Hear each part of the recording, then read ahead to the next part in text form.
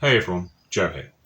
For this week's seasonal spot, I thought it'd be worth talking about one of the key signs of autumn. Of course, it's the leaves changing colour.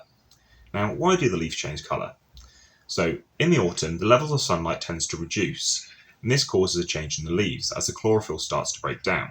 Now, just to backtrack a little bit to high school level biology, chlorophyll is a pigment in the leaves that helps absorb sunlight and turn carbon dioxide and water into sugar to help feed the tree. Now, as the chlorophyll in the leaves starts to break down, the tree does not actively replace it, as it can feel the onset of winter. So the pigment or colour of the leaves starts to change.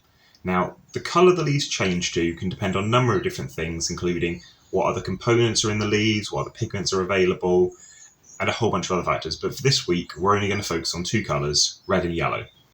Let's start with yellow. Now, once the chlorophyll starts to break down and go away, the xanthophyll, which is usually masked by the chlorophyll, begins to show. Now, xanthophyll is a natural yellow pigment that is present in lots of different things all throughout nature.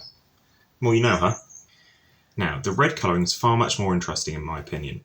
This is caused by a pigment called anthocyan. Now, it can very much be determined by external factors, the level of anthocyan in trees. For example, on very hot and dry years, the tree sap can be very concentrated with sugar, meaning the tree usually pumps the leaves full of anthocyan to try and get out every last bit of energy possible to get it through the winter. Interestingly, it can also be a sign of a stress factor, including acidic soil or if there's been a very, very cold period of weather. Now, once they fall to the woodland floor, they can contribute massively to the health of the woodland and the overall soil quality, as once fungi and bacteria start to break down the leaves, they can provide great habitat and food for lots of insects, and it can also provide a great benefit to help retain moisture in the soil and improve drainage overall.